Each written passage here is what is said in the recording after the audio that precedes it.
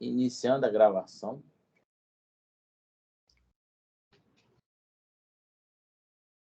Vamos rodar a vinheta.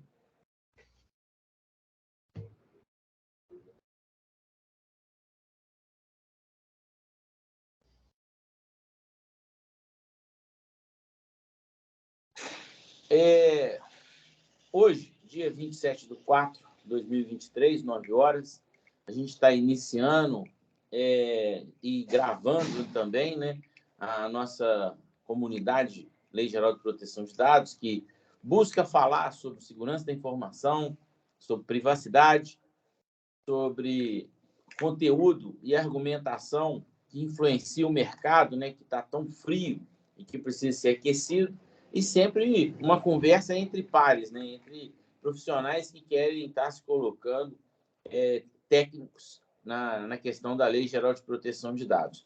E hoje a gente tem o Orozimbo fazendo essa iniciação, né, que normalmente a gente faz uma provocação aí de 15 a 20 minutos, abrindo com um tema rico, e o Orozimbo vai estar falando sobre política de privacidade. Então, Orozimbo, está com você. Ok. Deixa eu compartilhar a tela aqui. Você pode colocá-la como uma apresentação, aí ela vai sumir a parte do...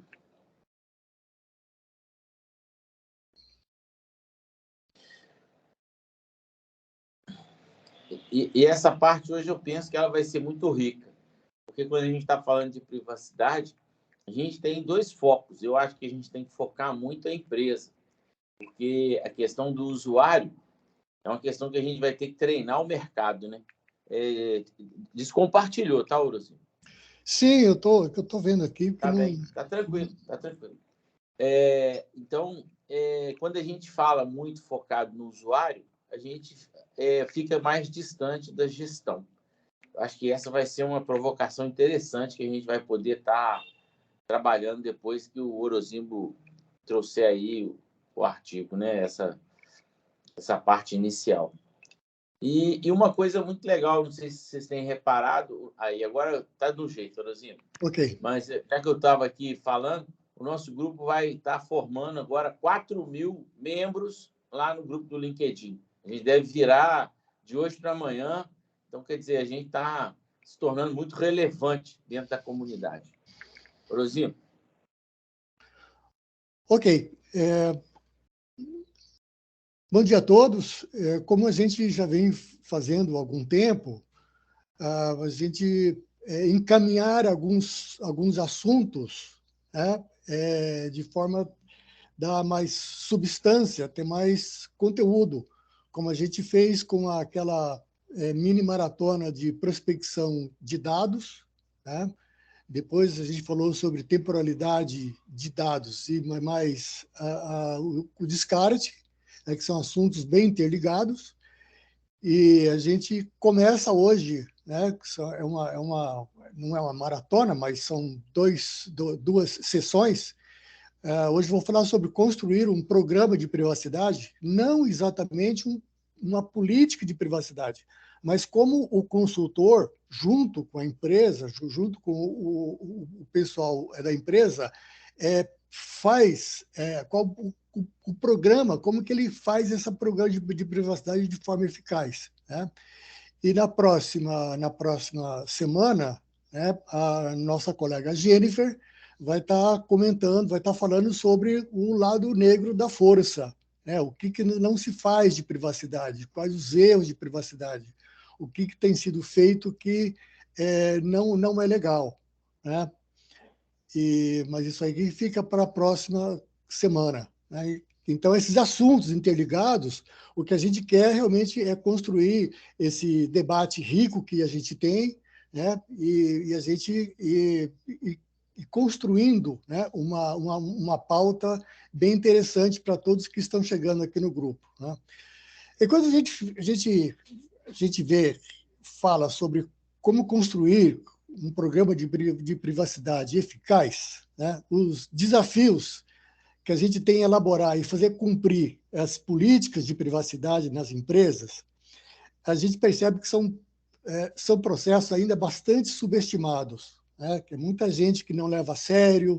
E o que a gente tem falado constantemente aqui no grupo, e a gente vê em outros webinários, vê em outros materiais, né? O empresário em si, na verdade, ele corre de duas formas, né? Aquele profissional de consultoria, né, que não faz um serviço legal, né, depois tem o retrabalho, e o pessoal de empresa que subestima, né, não leva a sério. Achar que realmente os problemas de privacidade de dados, as violações de dados ocorrem só de média empresa para frente, o que a gente sabe que não é verdade, né? E essas tarefas, elas exigem um comprometimento de pessoas, investimento em treinamento, recursos para proteção e segurança de dados, né? E para quem está envolvido, a gente sabe que são processos complexos, não quer dizer que sejam complicados ou difíceis, mas complexos. O processo inteiro, o processo completo de uma adequação, eu creio, né, e já ouvi isso de muitas autoridades, que é um processo complexo, né? E a gente sabe que essa complexidade toda ela está evoluindo, né? Então, resumindo, nessas fases iniciais, existem alguns desafios que eu vou citar aqui. Eu vou citar 3, mas existem outros. O primeiro desafio é a adaptação ao regulamento. A norma brasileira, né, a nossa LGPD, não só a LGPD, mas várias outras normas que existem em relação à proteção de dados ou à privacidade, ela tem trazido algumas atualizações ou adequações, né? E como no caso como foi o caso, por exemplo, do regulamento de agentes de pequeno porte, né? Nos processos de adequação, é necessário sempre estar atento a essas atualizações de privacidade, não só daqui, como lá de fora também. Não é entender completamente como que funciona o GDPR. É legal? É saudável? Ótimo. Mas, se não puder, pelo menos as partes, os itens principais, mais complexos da lei, é importante a gente saber, né? O segundo desafio é a complexidade da governança de dados, né? A gente percebe que é necessário, por parte dos profissionais, uma visão mais holística e não você ter um olhar muito pequeno, né, sobre toda a complexidade que existe nos processos de adequação. Então, um olhar mais abrangente de tudo que a gente vai enfrentar, de tudo que a gente já enfrenta, de tudo que a gente já conhece nos processos de tratamento de dados.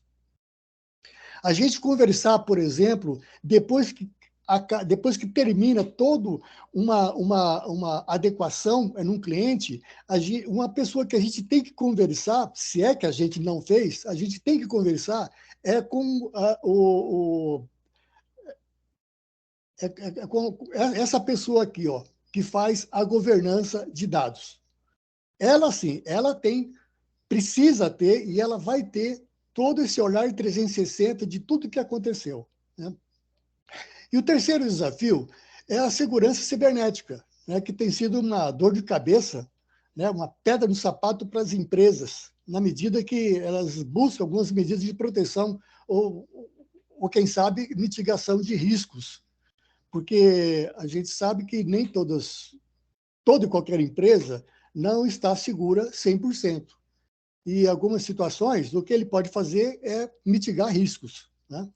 E, a cada dia, as ameaças estão mais próximas das empresas. As estatísticas que a gente tem acesso, a gente sabe que mais e mais os hackers, o pessoal que está violando dados, ele está chegando mais próximos das pequenas empresas, né? As pequenas empresas, realmente, esse ano é alvo direto desse pessoal que faz violação de dados. Porque uma coisa é alguns grupos que existem atacam grandes empresas visando renda, visando ganhar alguma coisa, ganhar dinheiro, né? A outra, tem um outro grupo, esse grupo é extenso, é enorme, e está no mundo inteiro, espalhado no mundo inteiro, é violação de dados para conseguir dados, né? Porque ele vende isso aí no mercado negro, né? Que ele ganha alguma coisa, né? Não tanto quanto aqueles caras que aplicam ransomware numa empresa e te retira de lá milhões. Esses outros, né, estão invadindo pequenas empresas, sugando, né, captando dados para vender, um conjunto deles, para vender na Dark Web. Tá? E muitas vezes até no próprio Instagram, no Telegram, tem empresas lá, pessoas vendendo esses dados. Né?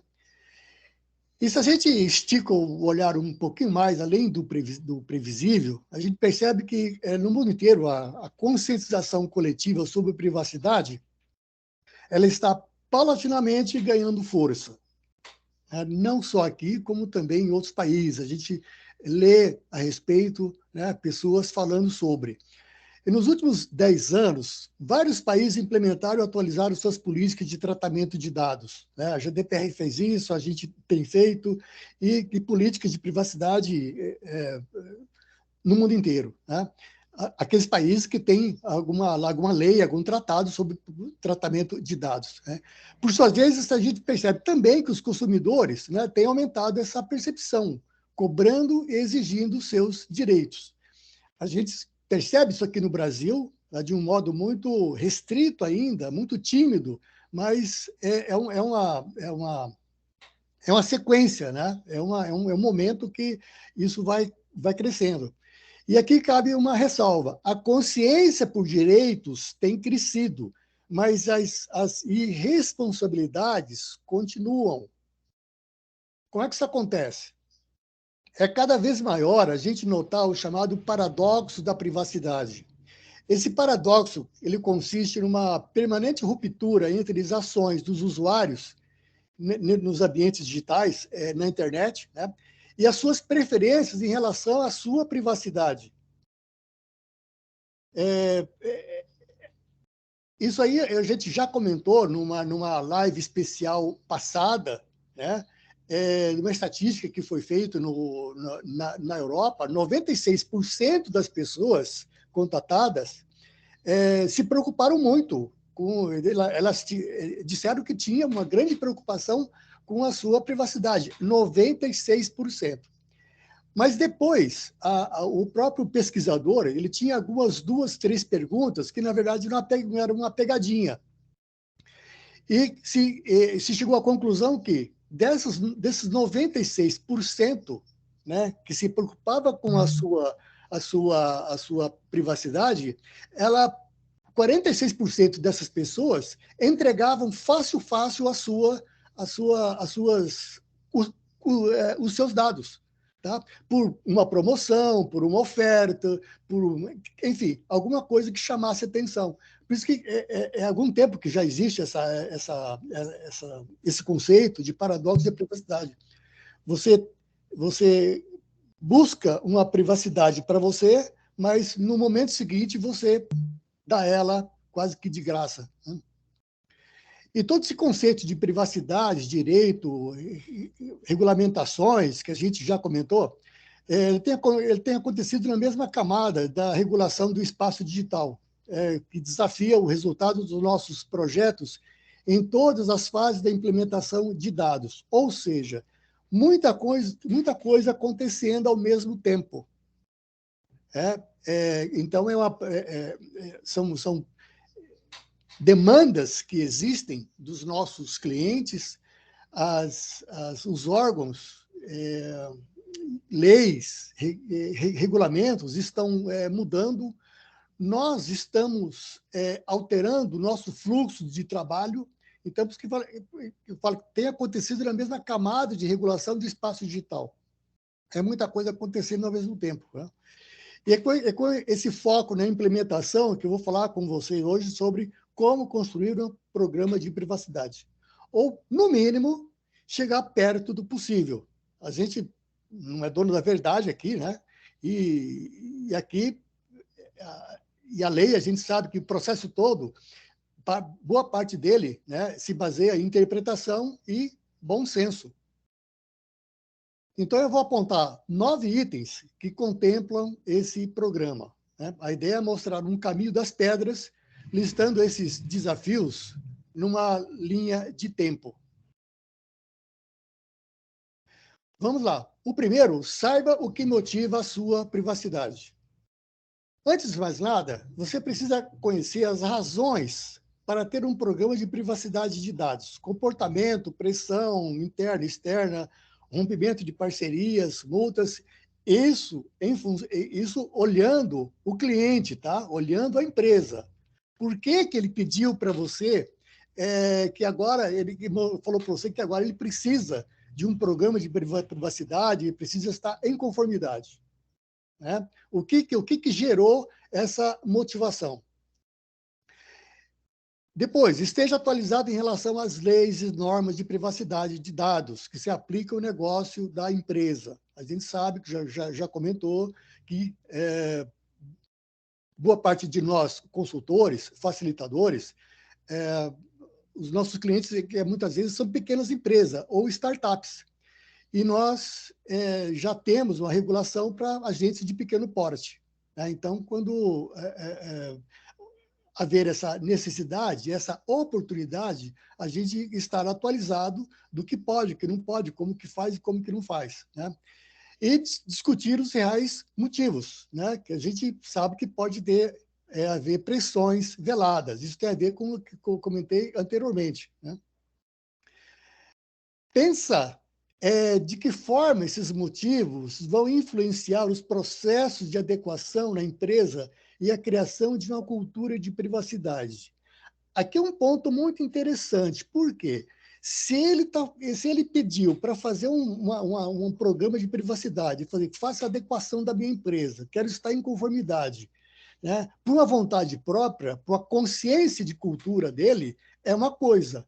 Mas muitas vezes os próprios parceiros dele estão pressionando ele. Então, como que vai ser conduzido, como que ele vai entender, como que vai ser conduzido esse processo, né? Pode ter alguma situação comportamental atrás disso. Então, isso é muito importante a gente saber por que realmente, quais os fatores que influenciaram ele a buscar essa adequação de dados.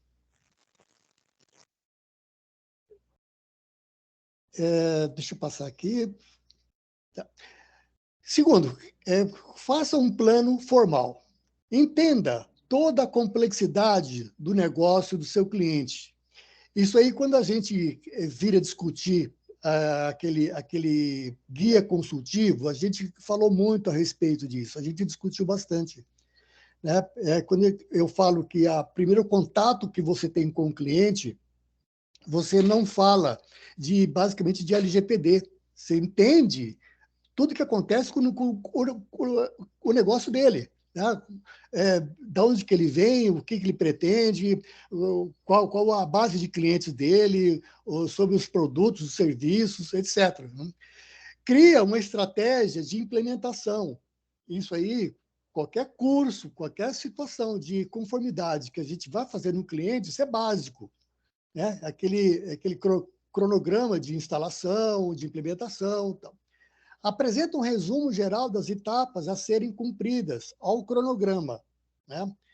Mostre que você tem um rumo e uma estratégia para cumprir. Quando você vai falar nos departamentos, você vai falar com a chefia, você mostra que você tem um plano. Vai acontecer dessa forma, né? Anote as principais fontes de informações que você tem, tá? Para chegar na empresa e o que a empresa deu para você. Quais as prioridades que o programa vai atender no início do projeto? Isso aqui é muito importante, pessoal.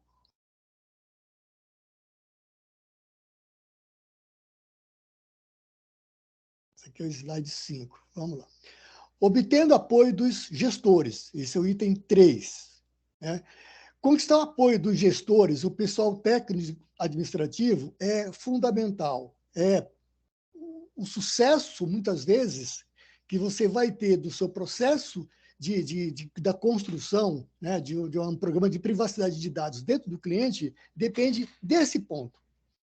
Né? Porque se você não tiver conectado, não tiver...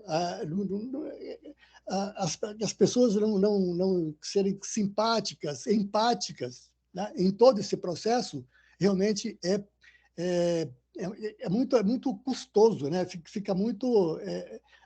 parece que não anda, fica derrapando. Né? Você pede alguns dados, não vêm, né? As pessoas perguntam coisas que não tem nada a ver. Realmente é uma situação bastante complicada isso.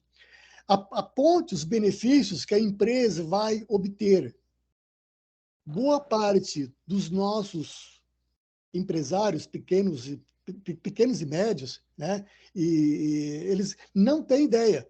Né? E a gente tem a obrigação de falar por que todo o processo, né, todo o programa de privacidade que ele está tendo, que você está implantando, quais os benefícios que a empresa vai obter a partir disso, né? E demonstra que todo programa de privacidade é mais do que simplesmente cumprir uma lei. Né? Isso a gente já fala sempre aqui.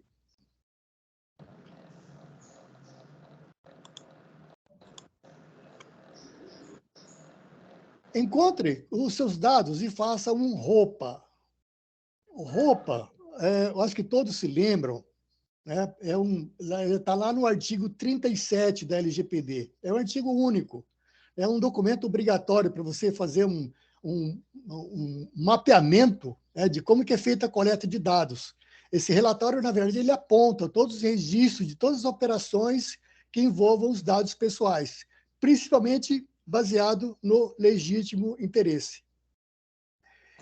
E esses dados, né, você precisa examinar os locais onde estão esses dados armazenados, classificar, registrar e analisar o fluxo de dados deles na empresa.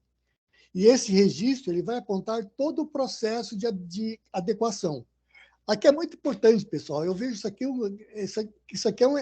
é quase que o cérebro de todo o contexto que você vai ter no processo de adequação.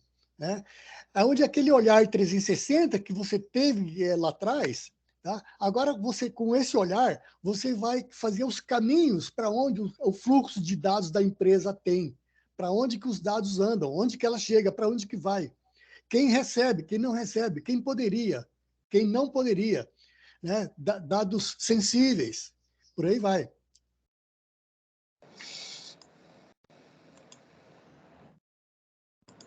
O item 5, faça análise de risco de privacidade. Analise todos os fatores de privacidade que afetam a empresa. De novo, aqui a gente está falando daquela análise que a gente faz contextual da empresa. Quais os departamentos que estão mais vulneráveis? Né? Agora, no item anterior, o que a gente falou? Verifica todo o fluxo de dados da empresa. Nesse fluxo de dados, não é só descobrir que dado que vai de um lugar para o outro, mas a gente também ter elementos para determinar qual a vulnerabilidade de alguns setores no armazenamento ou tratamento desses dados. Muitas vezes, de repente, o pessoal de atendimento é prolixo, recebe esses dados, guarda em planilha, guarda em algum tipo de dispositivo que está sempre à vista, né? Ou guarda no seu notebook. E outras situações, em empresas mais organizadas, o pessoal realmente preza por todo esse processo de armazenamento de dados. Então, isso tem que ser visto nessa hora que você faz essa análise. Né? Verificar se existem departamentos com desbalanceamento na atividade de proteção de dados, isso que eu estava falando agora. Tá? Um trata muito bem, o outro departamento já já não faz isso direito. Então, na hora que você for fazer a sua adequação, mesmo naquele departamento, né, isso vai ficar bem claro. E anote essas áreas para futuramente dar a devida atenção, né, propor prioridade. O item 6, defina metas e faça um plano de ação. Com o mapa completo que você tem até agora, comece com as áreas mais vulneráveis. Isso aqui é muito importante, pessoal. Eu acho isso aqui importantíssimo. Porque se nesse mapeamento que você fez, você percebe que a área mais crítica, mais vulnerável, né, é o RH, ou o TI, ou jurídico, a sugestão é que se comece por lá, né? Para evitar que alguns tipos de vazamento, ou, enfim, algum tipo de incidente ou acidente aconteçam justamente a começar por essas áreas, né? Avalie a necessidade de uma plataforma para pedido dos titulares, também conhecida como a DSAR, né? O Data Subject Access Request. Defina como os consumidores darão o seu consentimento. Isso é muito importante, né? No processo de adequação, isso tem que ser questionado como que a empresa ela pede esse consentimento. Aonde que o usuário ele informa que ele deu o consentimento? Porque na hora que o usuário ele pediu um descarte de dados, ele pediu uma atualização, tá? A empresa não vai saber como que ela vai fazer isso, né? Como que ela trabalha esse processo. Então, isso é importante. Elabore uma política de privacidade e apresente, discuta, altere, reorganize. Enfim, coloca isso, joga para cima e discuta bastante. Porque lá na hora do treinamento, lá no final, quando você fazer a entrega de toda a documentação, isso tem que ficar muito bem claro. Muito bem claro. Tem que ter a ciência de toda a gestão, né, de todas as pessoas que participaram desse processo, né, desse programa.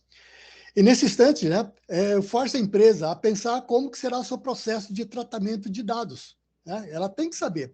Acabou todo o programa de privacidade de dados, a empresa ela tem que saber. Se perguntar para o gestor ou para as principais pessoas que participaram, ela tem que saber exatamente como que vai funcionar a partir daquele momento.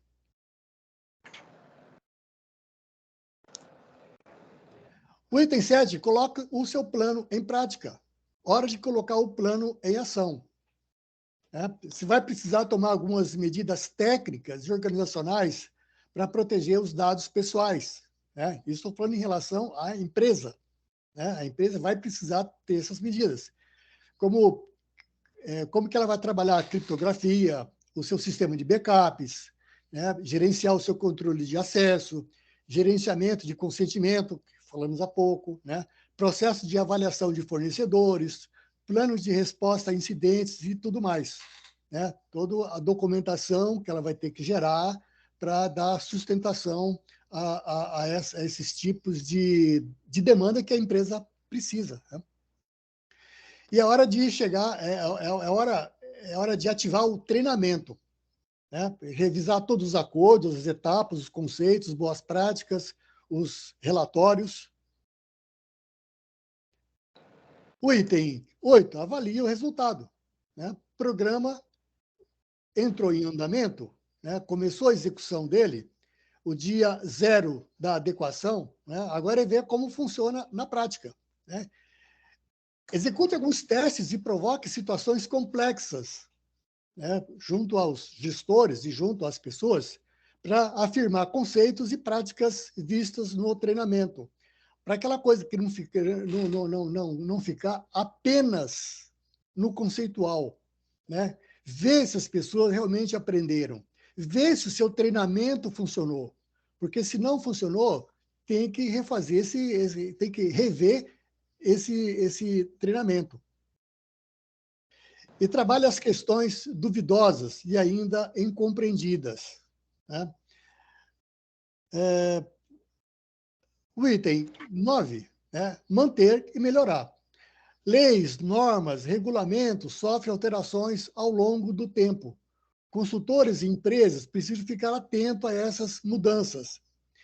Se você é consultor da empresa, você fez todo o processo de adequação, você deixou a empresa em conformidade, né?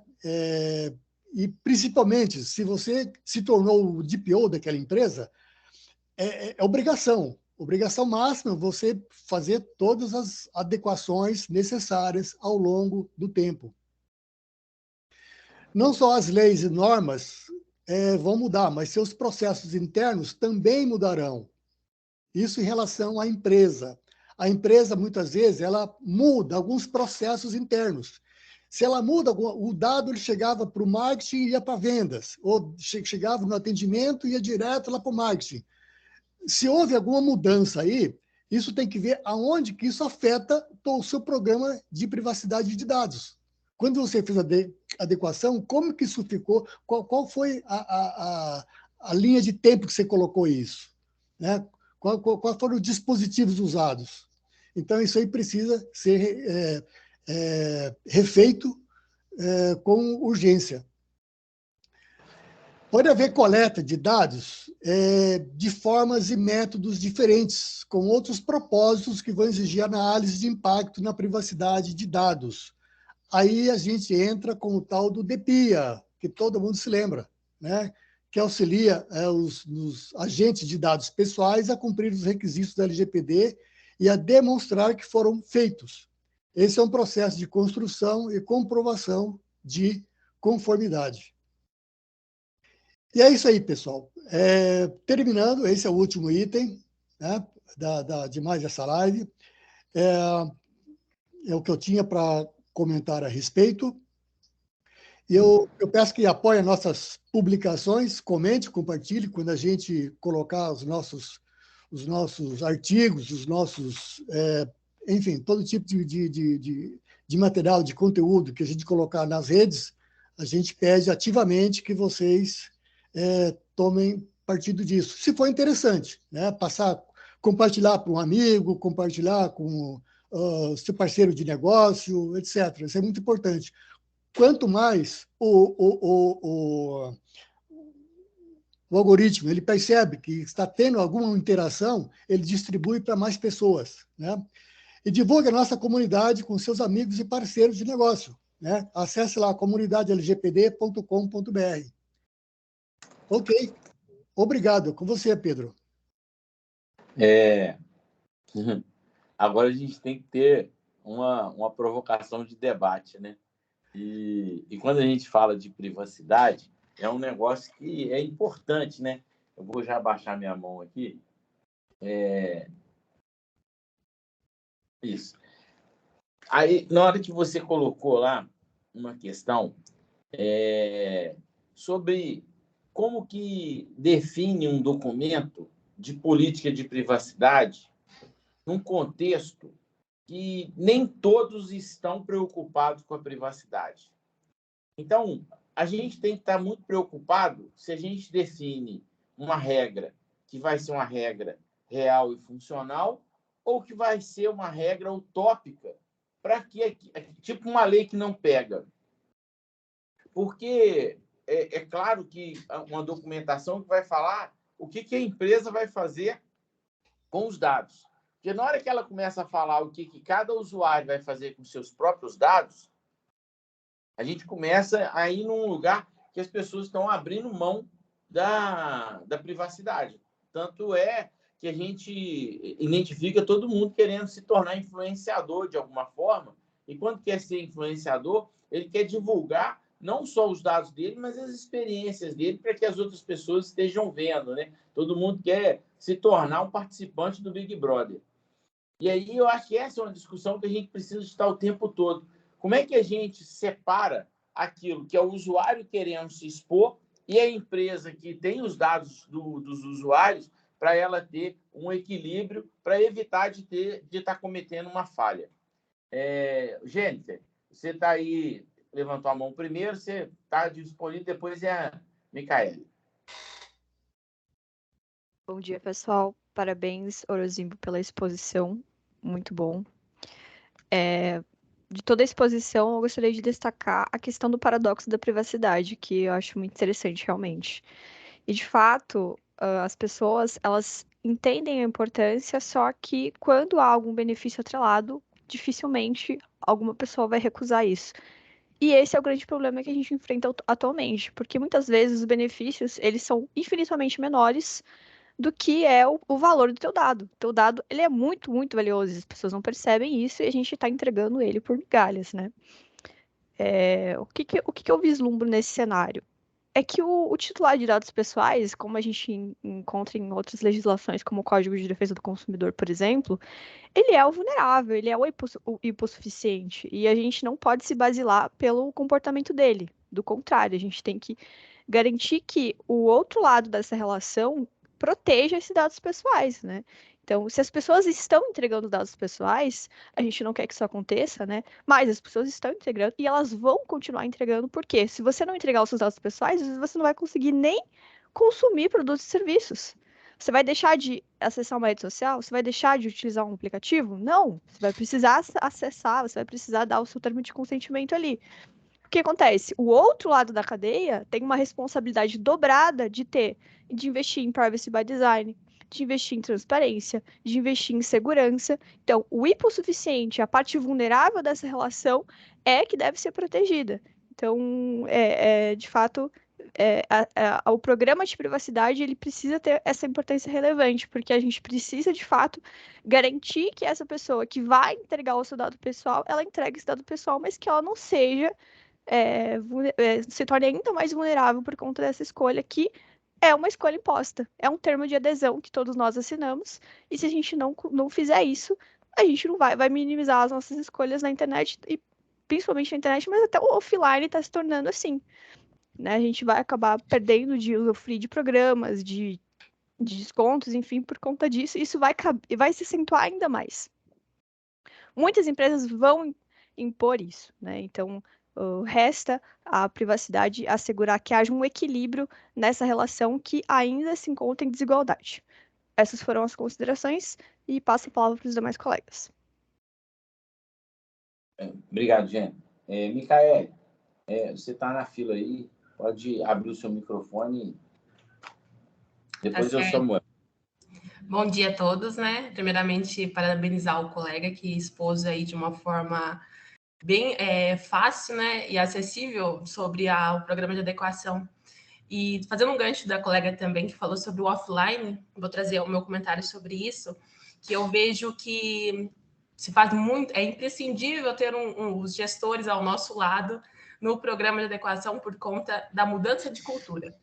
Tanto na prestação de serviços com titulares, que entregam os dados para que possamos oferecer o serviço ou o produto, colocar na cabecinha deles que, mesmo que sempre foi dessa forma, agora a gente tem que mudar algumas etapas, algumas fases dos processos. E mostrá-los que precisamos dos dados pessoais deles para a prestação do serviço, mas ainda assim limitar esse acesso, essa coleta desses dados. E mostrar também de que forma que os funcionários e os participantes, colaboradores da empresa que fazem um contato direto com esse titular, que eles estejam preparados também para esse tipo de argumentação. Mas eu sempre fiz assim, nunca precisou ter esse termo a mais para eu estar assinando aqui, por exemplo. E para isso a gente precisa mudar a cultura interna primeiro dos prestadores em si. Porque muitas vezes eles não conseguem transmitir essa privacidade. No papel fica muito bonito, fica muito certo. Mas na hora que a gente começa a ser indagado ou questionado pelo titular, que muitas vezes nem entende por que agora está sendo criada toda essa privacidade, toda essa questão, essa cultura nova. Então, ter os gestores ao nosso lado para que consigamos mudar essa posição deles é imprescindível. Por isso, quando o colega na apresentação colocou esse ponto, me lembrou muito na rotina nos meus programas que eu já participei, que muitas vezes a alta direção, nós temos sim um contato com ele, mas no dia a dia, quem nos ajuda a ter esses olhos, a mudar esse comportamento dos colaboradores são os gestores. Então, ter eles ao nosso lado é imprescindível. É esse comentário que eu queria fazer mesmo, porque ainda que o online seja o nosso problema maior, eu acho que o offline também tem que ter uma atenção e uma preocupação quanto a isso. Antes de passar a palavra para o Samuel, queria aqui dar as boas-vindas, né, a Eunice e a Carla, que deram entrada ontem no nosso grupo, né? Agora já fazem parte, inclusive, do WhatsApp, e feliz de estar vendo elas aqui na live. Samuel, está com você. O seu microfone.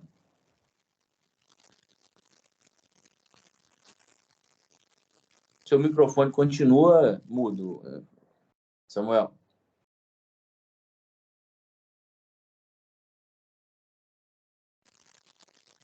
A gente não está te ouvindo, viu, Samuel?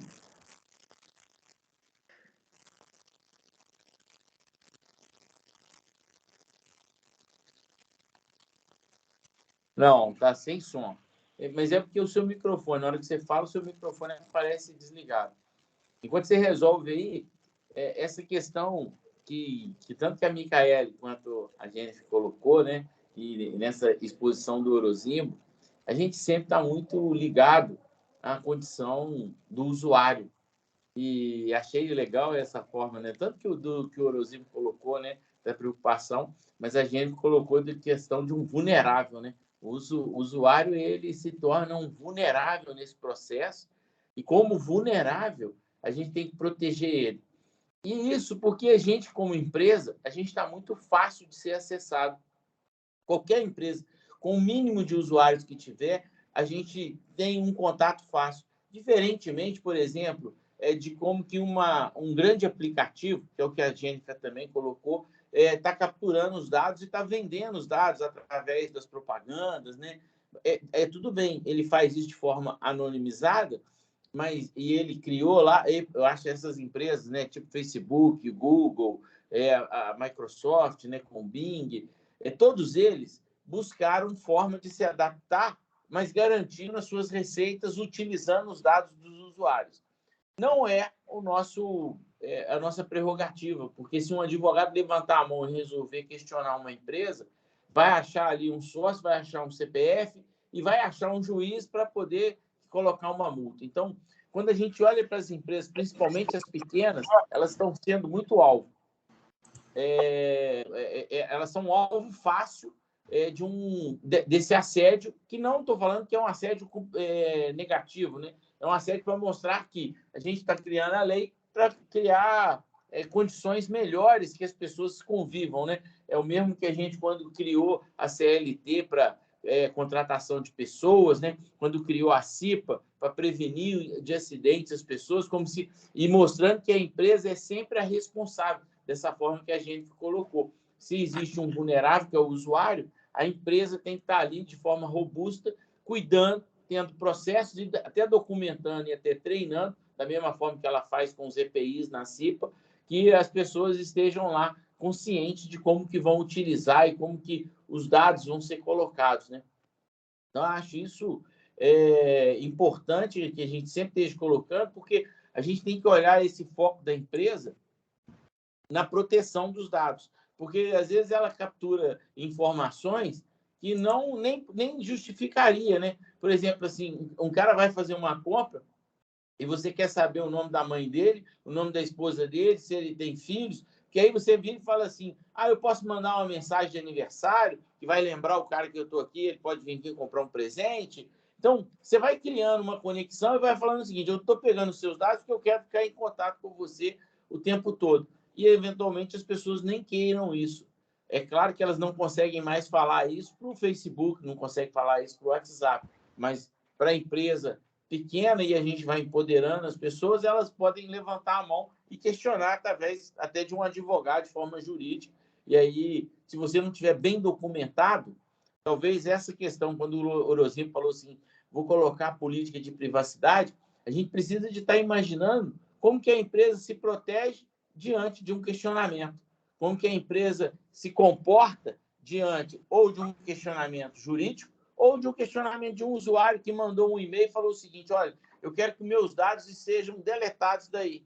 A gente tem que mostrar para ele que existe a política, que existem os processos e que vai falar para ele assim, olha, seus dados não existem mais aqui. Eventualmente, se você vier comprar aqui, vai ser a primeira vez. Você vai ter que fazer toda a parte de análise de crédito, porque a gente não vai ter mais a sua experiência com o nosso negócio.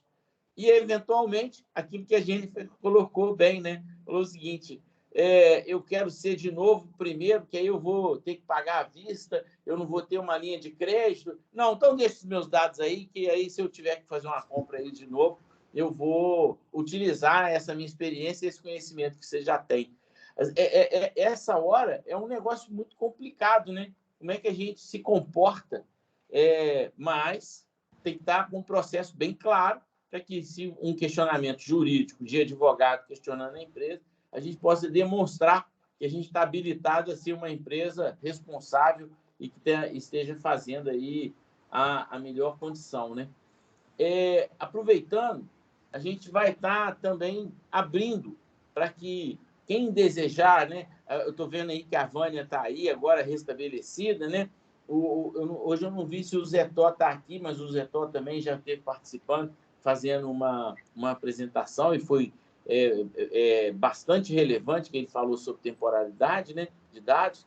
Então, quem tiver aí uma matéria que queira estar colocando, a gente tem um comitê de aprovação e a gente pode estar abrindo para que outras aberturas sejam feitas da mesma forma que o Orozimbo fez hoje. Então, pode estar sendo colocada aí, e aí, eventualmente, pode estar falando nessa primeira parte. A gente também está feliz, né? Eu coloquei aí já, a gente já está chegando em 4.000 participantes lá no grupo do LinkedIn, e o LinkedIn é sempre uma ferramenta importante para a gente analisar o quanto que a gente pode ser influente no mercado, né? A gente fez uma apresentação sobre o LinkedIn e a ferramenta dele, que é o Sales/SSI, que é uma ferramenta importante para que todo mundo esteja medindo a sua própria força de influência, porque acho que a gente precisa de aprender a vender um pouco mais do que a gente tem feito aqui, porque às vezes a gente fica muito focado na parte técnica, mas a gente não olha para o mercado e fala assim, como é que eu vou influenciar o mercado a se tornar, a transformar a Lei Geral de Proteção de Dados num ambiente mais robusto que iniba ele de ter que ter um problema, por exemplo, de criptografia de dados, ou de pagar uma multa, ou de o servidor queimar e ele ficar uma semana parado. Às vezes, esses prejuízos que a gente não contabiliza como multa, eles são multas muito mais próximas, né? E, às vezes, aquilo que a gente viria fazer com toda a técnica que a gente tem estudado de Lei Geral de Proteção de Dados acaba sendo comprometida, né? Porque, às vezes, do lado de lá a pessoa não escuta, que é o gestor, e ele não escuta, ele não toma as atitudes, e aí ele, por exemplo, fica uma semana parado com os funcionários lá sem saber o que vão fazer, depois vão ter que fazer hora extra. Então, ele, além dele parar a empresa, dele às vezes não cobrar, ou dele às vezes não pagar as pessoas, então ele vai ser questionado por isso, ainda vai ter que ter um retrabalho pagando hora extra para que tudo volte ao normal, ou que pague uma multa em Bitcoin para o criminoso digital devolver os dados para ele, que estão criptografados. Então, às vezes a gente não usa esses termos porque a gente está tão focado na lei, e é importante que a gente aprenda cada vez mais de como que a lei precisa de ser trabalhada, mas na hora que a gente olha para isso, às vezes a gente já está aqui do nosso lado com boa argumentação para que a gente possa estar transformando o mercado em mais comprador, né? Em que a gente possa estar levando pequenas atitudes e fazendo transformação dentro das empresas, né? E até cuidando da privacidade, e eventualmente nem nós mesmos atentamos o tanto que a gente se expõe para que a gente se torne um pouco mais influenciador, ou que a gente use os aplicativos do jeito do WhatsApp. Eu não sei se alguém aqui comentou isso, ou eu li na internet, que o WhatsApp ele tem 48 páginas mostrando o quanto que ele pede de autorização para usar os nossos dados, seja ponto de referência, ponto logístico, ponto de GPS. Então, o WhatsApp ele monitora aonde que a gente está, o que a gente fez, a hora que ligou, a hora que desligou o celular, e às vezes a gente dá essa autorização sem nem saber que a gente está dando a autorização, e aí a gente, conversando aqui de política de privacidade, acaba se comprometendo com isso, né? Então, são problemas que a gente vive e trabalha, às vezes muito focado na lei, e às vezes a gente mesmo negligencia esses passos, né?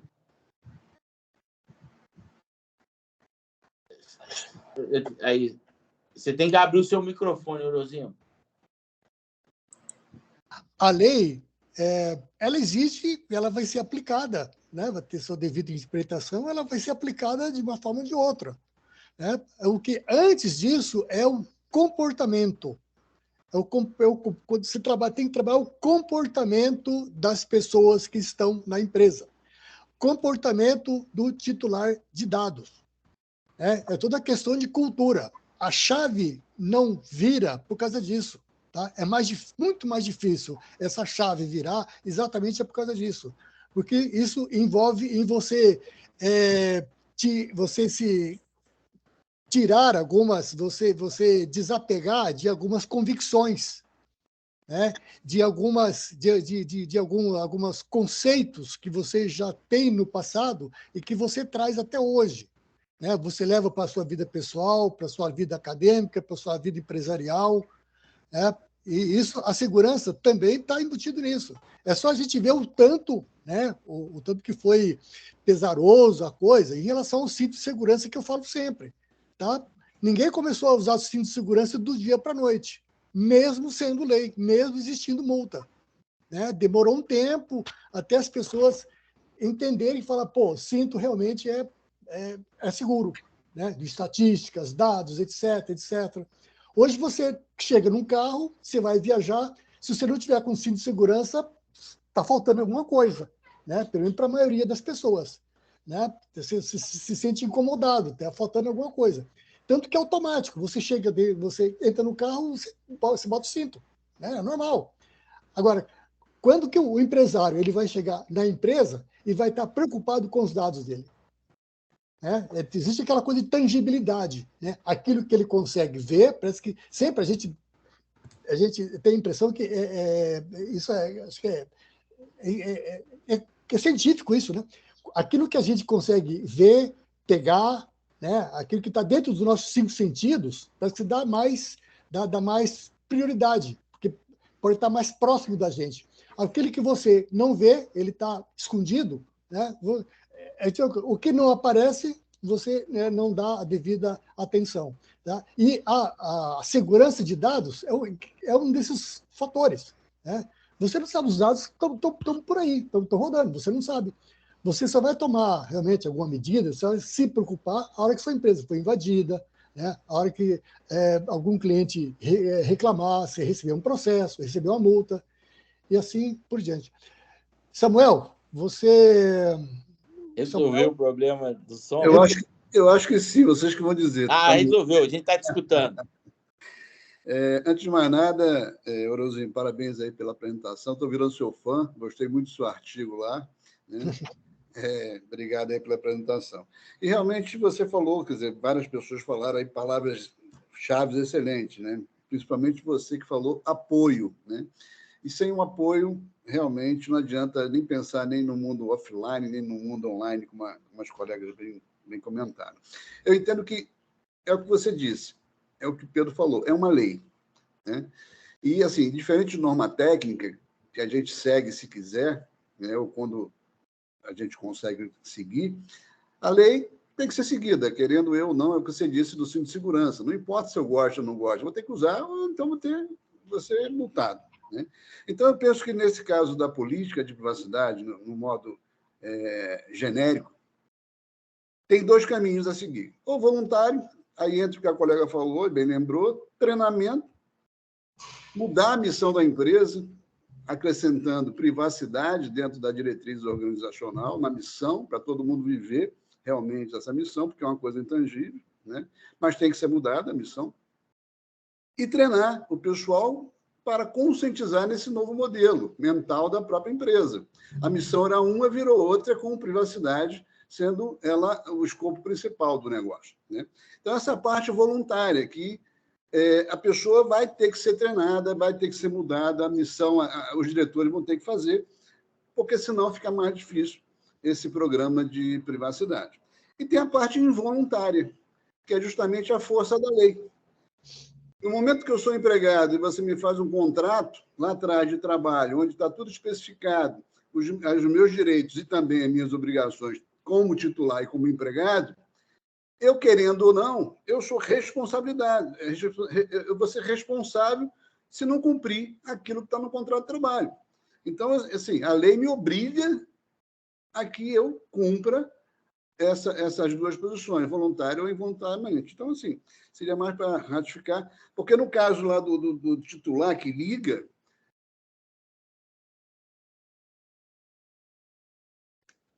o ponto vai estar na política de privacidade. Então, assim, eu acredito que seriam esses pontos aí. Obrigado pelo tempo.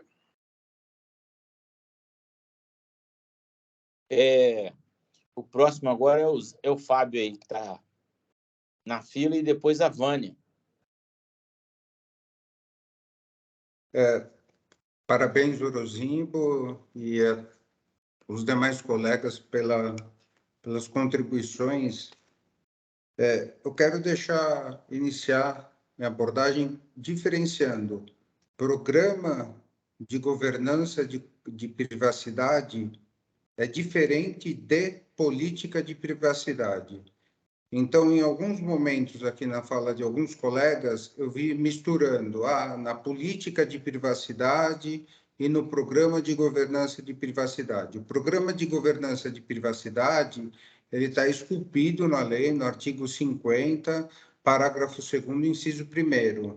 Então, isso é uma coisa. A política de privacidade já é uma recomendação para que a organização tenha. Aí precisa haver o alinhamento com a alta administração, porque em sites ou folhetos existem 3 palavras que a gente vê rotineiramente: missão, visão e valores. E isso tem que estar adequado e em conformidade com a política de privacidade. Então, se faz necessário haver essa distinção, e para que um programa de governança de privacidade, ele é outro, tem um viés. Eles não se excluem, não são excludentes, mas eles se complementam. Mas a gente não pode tratar essas temáticas da mesma forma. Então, elas são diferentes. Então, não podemos falar privacidade de dados com programa de governança de dados. Eu passo a palavra, essa era a minha consideração para o debate. Obrigado aí, Fábio. Ô, Vânia, seja bem-vinda. Bom dia a todo mundo aí. Gostei muito das contribuições. O Orozimbo, para mim, sempre está de parabéns, que ele tem ido na frente de todos nós, trazendo assim as coisas mais organizadas. E a gente precisa de um craque desse, né, no grupo, alguém que acabe ordenando as informações. Comungo muito do que a Jennifer falou, eram algumas coisas que eu tinha para falar também, mas ela tinha falado antes e eu acabei colocando, não era a mãozinha que eu estava colocando outra coisa, mas uma coisa que eu tenho a contribuir pela situação prática de eu estar fazendo uma auditoria de uma implementação que foi feita e verificar onde foram nossas falhas, eu consigo ver agora muito claro que o mapeamento, entende? Ele é a grande cereja de bolo para que todo o processo dê certo. Quando você vai, eu vi aqui a dificuldade na hora que a consultoria falou sobre a análise documental, o registro de dados, entende? A questão de arquivo, registro documental, e eu fui ver que não casava com o mapeamento. Então, por ocasião do mapeamento, é onde você tem as informações mais ricas que vão determinar todos os outros processos de adequação.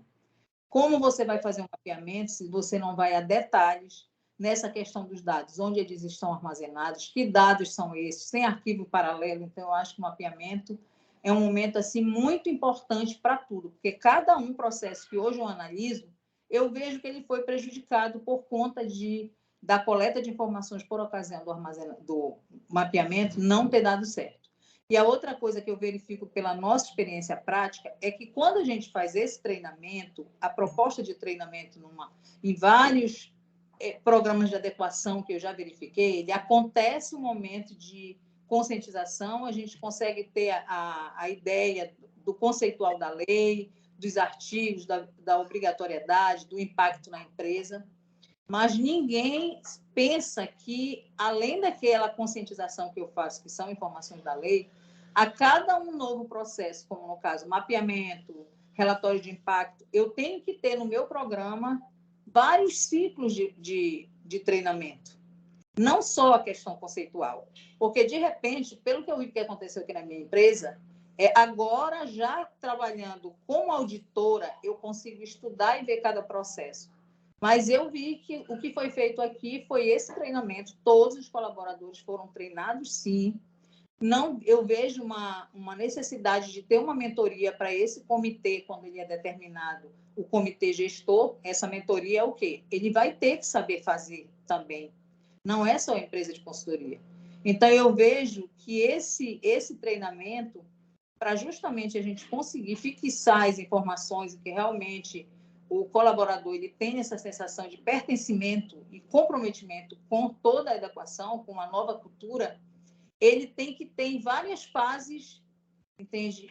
Um ciclo de treinamento onde ele configura não só a parte conceitual, não só aquilo que a gente vai sofrer com as sanções, mas é como eu faço, como eu chego nessas informações, quando eu chego, entende, naturalmente, para eu avaliar o impacto, tudo está ligado ao mapeamento. Nessa hora que eu faço a coleta de dados e que eu, entende, consigo compreender cada processo, olhando tudo que aquele processo tem, principalmente de dados, aí eu vou fazer o registro documental, vou saber como é que está arquivado, se tem arquivo paralelo, cada sala arquiva ou manda para outra que não sabe nem por quê, a classificação dos dados, tudo isso, entende, só vai ter sucesso se for feito um mapeamento que consiga imaginar e ter essa visão sistêmica de todos os outros trabalhos que vão ser feitos com os dados. Entende? Essa seria a minha contribuição. Obrigada aí pela atenção de todos. Marielle, então você vai ser a última aí a expor, porque a gente já está em 10h05, mas fica à vontade. Tá na sua bem vez. rapidinho. A colaboração que eu quero trazer é o seguinte, que a mudança preliminar tem que vir de cima, né? Por mais que a gente diga, fiz o treinamento com os colaboradores, eles estão conscientes, eles querem aplicar, porque muitas vezes o que dá essa paralisação em todo esse processo de gestão e quando a gente aplica um compliance, não não se refere aos colaboradores e aos administradores em geral, mas sim, digamos assim, no patamar mais alto, né? Então, a cultura tem que vir e começar a mudança daí, né?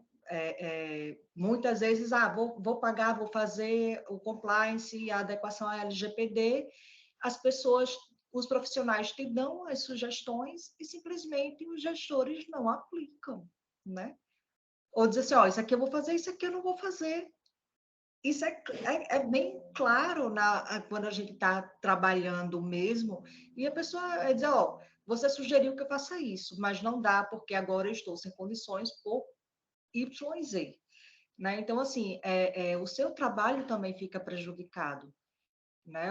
Então, por isso que eu digo, o mais importante é essa consciência não só de colaborador, entre colaboradores, mas uma consciência coletiva mesmo. Gestor, colaborador, empresa, aplicabilidade. É isso aí.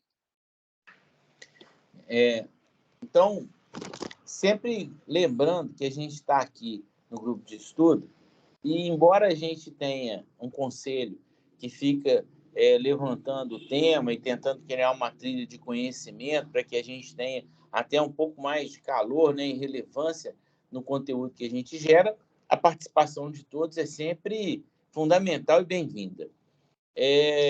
O Orozimbo pediu aí, né, ele sempre faz isso, é coisa até pedir um amém, né, coisa da igreja, né? Se a gente vê lá algum conteúdo que seja colocado lá tanto no LinkedIn quanto alguma rede do nosso grupo. É importante a gente estar compartilhando, a gente estar comentando, a gente estar curtindo, porque isso vai fazer toda a diferença, né? É claro que para a gente se tornar relevante significa para o algoritmo que as pessoas estejam percebendo e interagindo. Então, isso é A importante. gente chama sempre a atenção do espírito de comunidade, né? Quando a gente criou comunidade, exatamente para isso. Aproveitando, Pedro, queria agradecer a manifestação de todos os colegas, obrigado pela paciência, obrigado. E a gente, em outra oportunidade, um assunto que a gente vai trazer também em relação à política e de privacidade é fazendo uma ponte, né? Ou uma conexão de política de privacidade e inteligência artificial, que hoje muita gente está comentando isso, tá? Já é algo que está pegando, algo que já está realmente chamando a atenção, está tendo muita influência, né, da captação de dados, etc. Isso aí vai ficar mais para maio, só para levantar. Não esquecendo que a semana que vem a nossa colega Jennifer vai estar trazendo uma outra segunda parte, né, o lado B da política de privacidade. Que legal. Seja bem-vinda às palestras, Jennifer. Está sempre aí. E uma questão que a gente pode estar colocando lá no nosso grupo do LinkedIn é a questão da carteirinha. Quem aí já tem a carteirinha? Ninguém tem a carteirinha? Ah lá, a Vânia tem. Olha que chique. Muito legal. A gente tem que entender essa posição para a gente, às vezes, avaliar o quanto que a gente vai valorizar ou não essa carteirinha. Porque essa carteirinha está sendo dada simplesmente para quem, eu acho que se tornar um sócio, né? Não tem uma qualificação. Mas aí é uma questão que eu acho que a gente deve colocar lá, como tem um grupo muito grande, de repente isso vai dar uma interação lá e vai dar um calor. Então é isso, eu estou parando aqui a gravação e na sequência vou tirar a foto para colocar lá e publicar, tá bem? Só um momento. Então eu estou parando a gravação.